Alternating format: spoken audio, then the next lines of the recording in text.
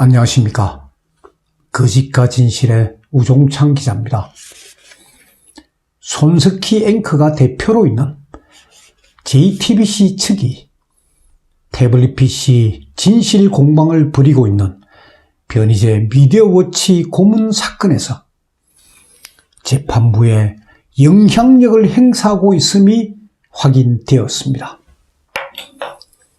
JTBC 측의 변호인 오자성 변호사가 법정에서 검사들이 앉는 검사석에 앉아 재판에 참여하고 있음이 확인된 것입니다.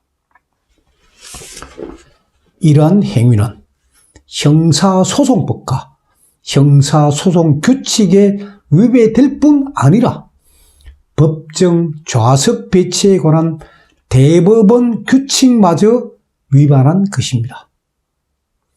그럼에도 재판부는 아무런 제재를 가하지 않았습니다.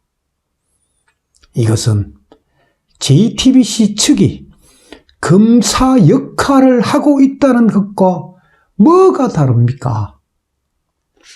이것이야말로 JTBC가 이 정권의 묵인 아래 재판에 영향력을 행사하고 있다는 증거 아니겠습니까? 일개 종편에 불과한 JTBC의 영향력이 얼마나 대단하기에 사법부가 JTBC의 눈치를 보겠습니까? JTBC가 태블릿 PC 조작 보도로 박근혜 대통령을 탄핵시켰으니까 사법부도 조심은 해야 되겠지요. 그러나 법과 원칙이 지켜지지 않고 재판이 이런 식으로 진행되면 그 재판의 결과는 보나마나 뻔할 겁니다. 분통이 터질 노릇이지만 이것이 대한민국 현실이고 이런 기막힌 일들이 문재인 정권 출범 후에 생기고 있는 겁니다. JTBC 측의 오자성 변호사가 검사석에 당당하게 앉아 재판 진행 과정을 지켜본 날은 지난 4월 9일이었습니다. 변희재 피고인의 항소심 1차 재판이 열린 날입니다. 그날 법정 분위기를 변희재 피고인의 변호인 정장현 변호사가 4월 18일에 재판부에 제출한 의견서를 토대로 제가 한번 설명해 드리겠습니다. 본 변호인은, 이게 이제 정장현 변호사가 쓴 의견서이기 때문에 이 본 변호인은 바로 정장현 변호사를 지칭합니다. 본 변호인은 오후 2시 30분에 열리는 재판에 출석하고자 미리 법정에 도착하였습니다. 법정에 들어가려니까 법정 경위로 보이는 젊은 사람들이 막아서면서 누구냐고 묻기에 변호인이다 라고 했더니 재판 시작 전에 휴정 시간이 있다. 그때 들어갈 수 있다 라고 못 들어가게 막았답니다. 그래서 법정 밖에서 기다리고 있다가 휴정 시간이 딱 되고 난 뒤에 들어가려고 하니까 법정 경위가 다시 한번 본 변호인 정장현 변호사의 이름을 재판 기록과 대조한 후에 맞다. 들어가십시오. 그래서 법정에 출석할 수 있었다는 겁니다. 아니 변호인들은 오른쪽에 이 왼쪽에 변호인 배지 달고 다닙니다. 법정 경위 그만 보면 그냥 아무 소리 없이 들어가라 합니다. 근데 변희재 피고인의 재판은 참 이렇게 까다롭고 그리고 함부로 지금 누구나 이 재판을 구경할 수 있는 게 아니고 미리 가서 방청권을 나와야 들어갈 수 있습니다. 방청권 없으면 못 들어갑니다.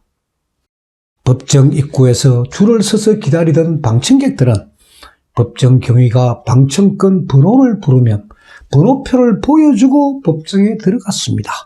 그런데 머리가 희끗한 한 중년의 남자는 별다른 제재 없이 법정 안에 들어가더니 법정 경위와 몇 마디 이야기를 나눈 후 본 변호인의 맞은편에 미리 준비해둔 1인용 테이블에 앉는 것이었습니다. 그 옆은 공판 관여 검사 2명의 자리였습니다. 중년의 남자는 테이블 위에 메모 용지를 꺼내놓고 볼펜을 들어서 메모할 준비까지 하고 있었습니다.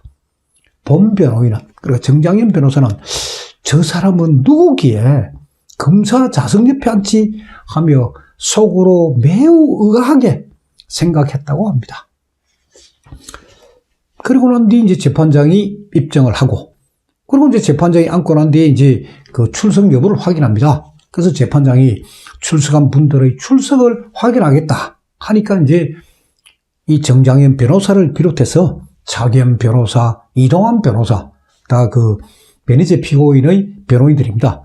변호사가 차례로 일어서가지고 자기 이름을 밝히고 출석했습니다 하고, 그 다음에 이제 홍성준 검사, 공판 관여 검사입니다.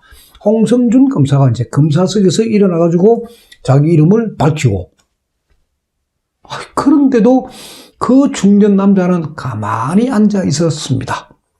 재판장도 중년 남자의 이름을 물어보지 않았습니다. 이게 정장현 변호사가 쓴 의견서 내용입니다. 재판부에 제출되어 있습니다. 이게.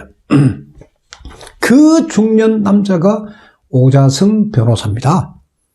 오자성 변호사는 JTBC 측 변호인입니다. 정확하게 표현하면은 변희재 피고인 등으로부터 명예훼손을 당했다고 주장하는 JTBC 측을 대리한 고소인 변호사입니다. 고소인 변호사는 방청석에 앉아서 조용하게 재판을 구경할 수는 있지만 검사석에 앉는 거 그건 있을 수 없는 일이고 법정에서는 입도 뻥긋할 수 없습니다. 그건 형사소송법하고 대법원 규칙, 아까 제가 말씀드린 그 법정 좌석에 관한 규칙, 여기에 다 그렇게 규정되어 있습니다. 이 규칙에 보면은 검사는 어느 위치에 앉고 변호인은 어느 위치에 앉고 정인의 위치는 어디고 하는 게 아주 자세하게 정리가 되어 있습니다. 형사재판이라는 것은 공익의 대변자인 검찰이 피해자를 대리하여 재판에 관여합니다. 피해자가 직접 법정에 나가서 뭐 이런 피해를 당했습니다. 저한테 위해를 가한 저 피고인에게 어떻게 중보를 내려주죠? 그래 한 거 아닙니다. 검사가 다 대리해서 합니다. 그러니까 피해자는 피해 사실과 증거들을 검찰을 통해서 제출하고, 그리고 그 제출된 증거에 한해서 증거 능력이 있다 또는 증명력이 있다고 인정되는 경우에 재판부에서는 유죄의 증거로 사용할 수가 있습니다. 다만 피해자의 권리도 보호해야 한다 하는 이제 여론이 자꾸 생기다 보니까 우리나라 대법원은 2016년 12월 11일에 성폭력 사건, 다른 일반 사건 아닙니다. 성폭력 사건에 한해서 피해자 보호에 관한 규칙을 제정하고, 그리고 피해자 변호사, 고소인 변호사, 피해자 변호사도 재판에 참여할 수 있는 길을 열어놓았습니다. 이 대법원 이 규칙이 바뀜에 따라서 피해자 변호사는 법정에서 의견을 진술할 수도 있고, 또 그 진술한 의견을 글로 요약한 의견서를 재판부에 제출할 수도 있습니다. 그렇지만은 그 의견을 법정에서 진술한 의견, 그리고 문서로 정리한 의견서는 범죄 사실의 인정을 위한 증거로 할 수 없다라고 대법원 사무규칙에 규정되어 있습니다. 왜 증거로 못 쓰느냐? 피해자 변호인의 진술과 의견서가 왜 증거로 쓸 수 없느냐? 피해자 변호사는 누굽니까? 직접 경험한 사실이 아니고 피해자로부터 당한 피해 내용을 들은 사람입니다.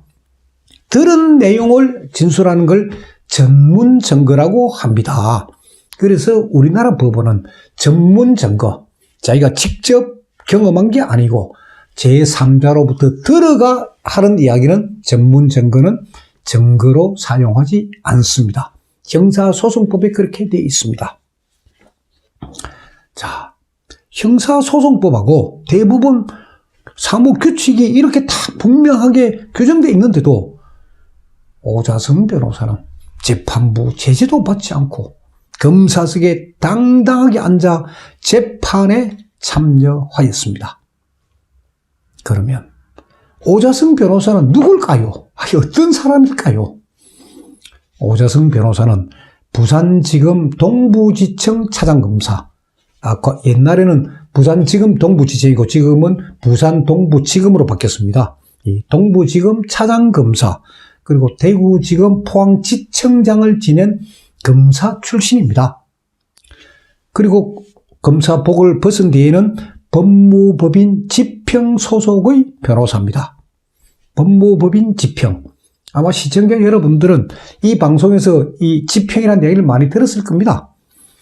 법무법인 지평은 노무현 정부 때 초대 법무장관을 지낸 강금실 변호사가 만든 로펌입니다. 민변 출신들이 아주 대거 포진해 있는 좌파 성향의 로펌으로 강남 일대에서는 아주 유명한 로펌입니다. 자, 그럼 오자성 변호사는 2심 때만 이렇게 했느냐? 항소심 첫 재판에서부터 이랬느냐? 아니면 과거에는 가만히 있었느냐? 그 부분에 대해서는 이 태블릿 PC 사건의 불구속 상태에서 지금 재판을 받고 있는 피고인 이우희 기자, 미디어워치 이우희 기자의 쓴 기사에 따르면 이렇게 되어 있습니다. 오자성 변호사는 1심 때부터 법정에 출석했다. 그리고 1심 재판장 박주영 판사는 재판 때마다 오자성 변호사에게 발언할 수 있는 기회를 부여를 했고, 그때마다 오자성 변호사는 수첩, 메모한 수첩 한 장 한 장 넘기면서 꼼꼼하게 발언을 했다고 합니다. 특히 JTBC 측의 피해를 아주 법정에서 강조를 했고, 그러면서 미디어워치 지지자들이 그 법정 밖에서 뭐 데모하는 거 그런 내용들, 그러니까 지지자들의 그 외부 활동을 사소한 것까지 다 체크해서 판사에게, 박주영 판사에게 알렸다고 합니다. 정장현 변호사는 이제 항소심 시작되니까 항소심에 이제 참여하신 분이 정장현 변호사, 차기환 변호사입니다. 정장현 변호사는 항소심 재판부에 제출한 의견서에서 피해자가 법정에 들어올 수 있는 유일한 경우는 증인으로 선서하고 증언하는 경우다. 그리고 피해자가 할 수 있는 것은 증인으로 선서하고 증언하는 경우입니다. 이 경우에 피해자는 검사석과 피고인석 사이에 마련된 증인석에 앉아야 하고, 그리고 피해자가 아닌 고소인의 변호사는 피해 사실 전혀 모르죠. 그냥 고소를 대리한 변호사니까. 그리고 고소인의 변호사는 검사석에 앉아 있을 수가 없는 일입니다. 앉아 있을 수 없는 일이니까. 그래서 재판부는 불필요한 오해가 생기지 않도록 해달라 하고 의견서를 통해서 요구를 했습니다. 변희재 피고인, 변호인들의 이 항의를 항소심 재판부가 어떻게 받아들일지 지금부터 지켜보겠습니다.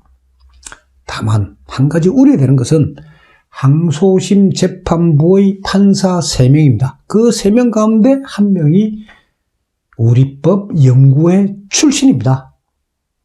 그 판사가 정재헌 부장판사입니다. 정재헌 부장판사는 판사 블랙리스트 파동에 앞장선 사람입니다. 그리고 문재인 정권 출범한 이후에는 사법행정권 남용 의혹 관련 특별조사단, 그 조사위원으로 활동한 그런 판사입니다. 변희재 피고인의 다음 재판은 4월 30일 화요일 오후 2시 반 서울중앙지방법원 서간 422호 법정에서 열립니다. 그날 오자성 변호사가 과연 법정에 나타나는지, 그리고 법정에 와서 어느 자리에 앉는지 제가 눈을 부릅뜨고 지켜보겠습니다. 그리고 오자성 변호사와 JTBC 측의 움직임은 제가 이 거짓과 진실 방송을 통해서 계속 알려드리도록 하겠습니다. 다음 시간에 계속합니다. 감사합니다.